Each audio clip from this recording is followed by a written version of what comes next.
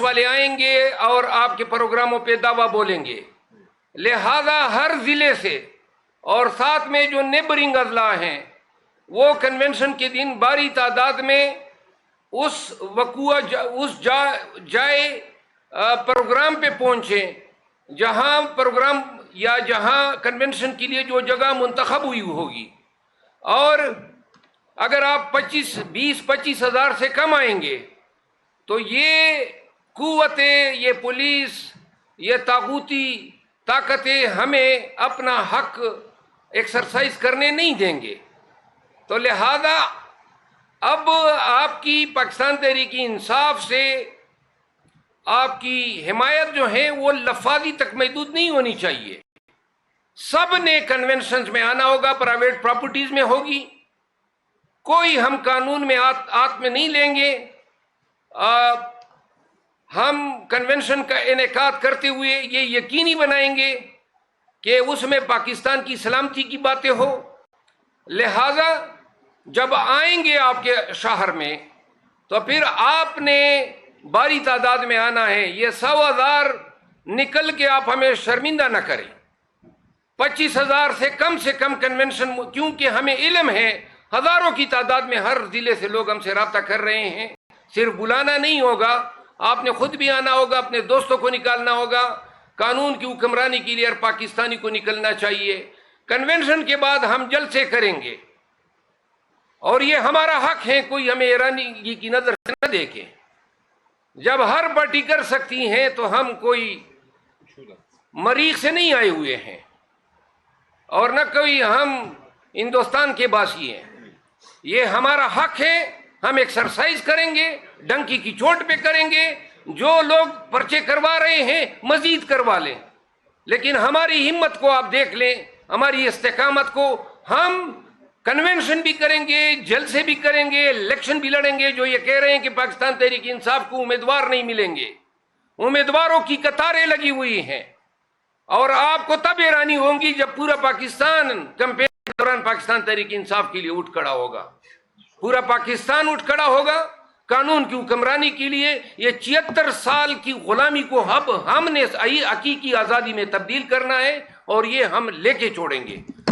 ان تمام گزارشات کے ساتھ تمام صحافی حضرات، چینلز، یوٹیوبر، سب کا میں مشکور ہوں کہ آپ نے ہمیں سنا اور ہمیں ٹائم دیا۔ اچھا سر، سوال ایک یہ ہے کہ کیا آنے والے انتخابات میں آپ لوگوں کا بیانیہ اسٹیبلشمنٹ کا سیاست میں انوالومنٹ کے خلاف ہوگا؟ اور دوسرا یہ کہ میرا سوال یہ ہے کہ جو آپ لوگوں کا فرد جرم عائد ہو چکا ہے عمران خان پر، اس کے خلاف سپریم کورٹ میں آپ لوگوں نے درخواست دائر کی ہے، کچھ امید ہے کہ چیف جسٹس قاضی فائز عیسیٰ اس پر آپ لوگوں کو انصاف فراہم کریں؟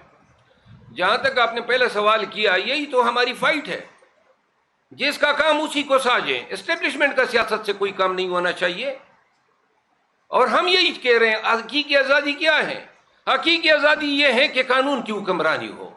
قانون کی حکمرانی میں عدلیہ اپنا کام کریں، ادارے اپنا کام کریں۔ حکمرانی کا حق عوام کو ہے، اور عوام کو حکمرانی کرنے دیں۔ جو لوگ جس طرح 16 ماہ قبل عوام کے منتخب وزیر اعظم کو ایک سائفر کو جواز بنا کے حق حکمرانی سے محروم کیا گیا، ہماری جنگ یہ ہے کہ آئندہ ایسے ان چیزوں کا ارتکاب نہ ہو۔ پاکستان تحریک انصاف اس الیکشن کے دوران ہمارا مینیفیسٹو یہی ہے، ہمارا نعرہ یہی ہے کہ ہم اقتدار جو ہیں وہ عوام کو سونپیں گے، اور اقتدار کرنے والی واحد طاقت پاکستان میں آئین کے تحت بھی اور قانون کے تحت اور حقیقی طور پر بھی عوام پاکستان رہیں گے۔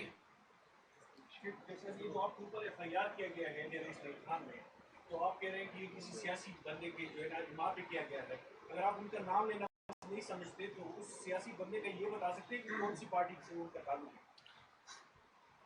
دیکھیں، یہ تو واضح ہے کہ پرچے کرانے والے جو ہیں وہ آج کل ایک ہی پارٹی سے یہ ہوتے ہیں۔ باقی بات یہ ہے کہ آپ کو تب پتہ چلے گا جب اس بارے پہ انشاءاللہ میں عنقریب FIR کروں گا اسلام آباد میں، جو میں کرنے جا رہا ہوں۔ اچھا مولانا صاحب، آپ نے گرینڈ ڈائیلاگ کی بات کی کہ نواز شریف واپس آ کے بات کرتے سیاسی رہنماؤں سے۔ آپ لوگوں کی 3 سال 3.5 سال حکومت رہی، تب تک آپ کو گرینڈ ڈائیلاگ یاد نہیں ہے، آپ نے کسی سیاسی جماعت کو نہیں بٹھایا ساتھ، اور اب جب اسٹیبلشمنٹ مضبوط ہو है तो अब आप इस तरह की बातें कर रहे हैं, क्या रिस्पॉन्ड करेंगे? गुजारिश ये है कि 3-3.5 साल में अगर ग्रैंड डायलॉग नहीं भी हुआ है उस वक़्त, तो मुल्क में उस वक़्त ना माशी अबतरी सूरत हाल भी थी, न महंगाई ऐसी थी, न आपकी फॉरेन पॉलिसी, और न मुल्क में तवाइल फुल मलूकी थी। जब मुल्क क्राइसिस का शिकार होता है तो तब लोग सोचते हैं कि हमें सर जोड़ के तमाम सियासी कुव्वतों को बैठ जाना चाहिए। वो हालात और आज के हालात में बहुत फ़र्क हैं।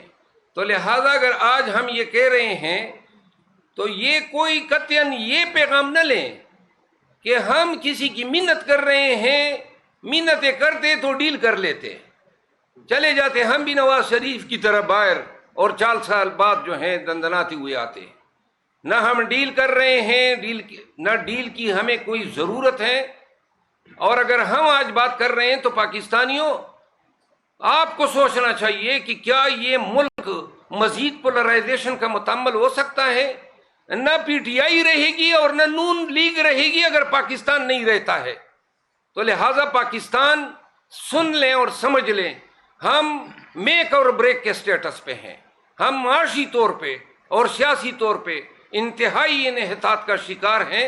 मुल्क को, पाकिस्तानियों को डायलॉग की ज़रूरत है, और वो डायलॉग एक वर्केबल जो एनवायरनमेंट है उसको क्रिएट करने के लिए। साहब, आप लोगों ने पिछली बार भी दूसरी पार्टियों से लोग लिए थे, मुश्किल वक्त में वो छोड़ गए, अब भी आप दूसरी पार्टियों से लोग ले रहे हैं, बजाय इसके कि पार्टी की सेकंड क़यादत को मौका दें, क्या कहेंगे? जी, पार्टी की सेकंड क़यादत जो है उनको जिम्मेदारियां तफवीज़ हो चुकी हैं, और आपने कहा ना मुश्किल वक्त में छोड़ गए, तो जो मुश्किल वक्त में आ रहे हैं वो हमें कभी नहीं छोड़ेंगे।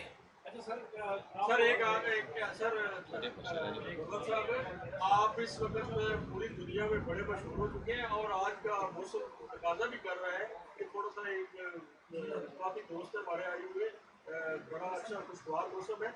आप ये बताएं कि एक आपकी पार्टी के पहले थे नदीम अफजल चंद साहब, जब कोरोना का एक बड़ा मुश्किल दौर था पाकिस्तान में, उस वक्त उन्होंने एक डायलॉग बोला, मुख्तारिया बढ़ जानी दिया, हुकूमत दस्ती नहीं भी, हालात बड़े खराब थे।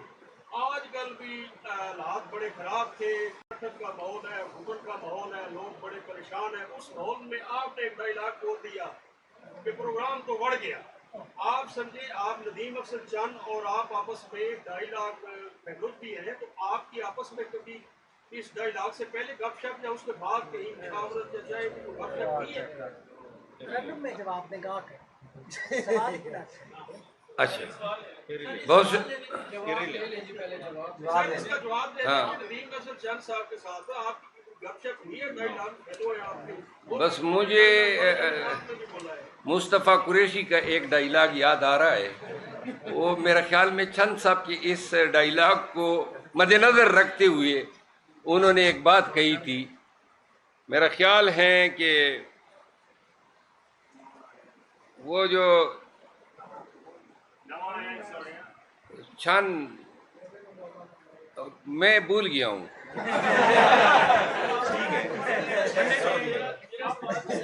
हाँ, मेरा सवाल साहब है कि मादी भी हमने देखा इसी प्रेस इसी कुर्सियों पे पीटीआई छोड़ने की प्रेस कॉन्फ्रेंस, आज जैसे ही आपने पीटीआई ज्वाइन करने की प्रेस कॉन्फ्रेंस की तो बाहर आंधी और तूफान बहुत तेज शुरू हो गया। सवाल मेरा ये है कि क्या आप इस आंधी और तूफान को बर्दाश्त करने का हौसला रखते हैं?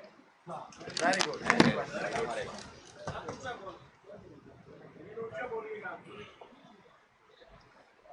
हौसला तो अल्लाह ताला की ज़ात देते हैं। हाँ नहीं, थोड़ा नजदीक कर।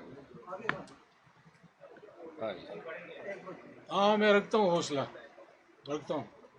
Very good, very good. अगर खटक साहब हौसले से आरी होते, आजकल पीटीआई के लोगों के साथ बैठना इस तरह है जैसे हीरोइन के ढेर के साथ बैठना। तो लिहाजा ये डंगे की चोट पे इसी प्रेस क्लब में बैठ के पीटीआई को शामिल शमूलियत का ऐलान कर रहे हैं, तो ये हौसला ही है, ये इनकी जुर्रत है, और हम ऐसे जुर्रतमंदों को खिराज तहसीन पेश करते हैं।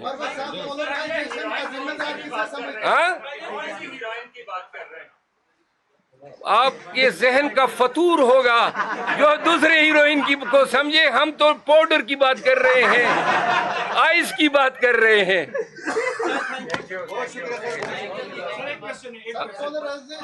لکی مروت سے بلانگ کرتے ہیں. کامران خٹک صاحب نے 26 نومبر کو ضلع کرک میں جلسے کا اعلان کیا ہے.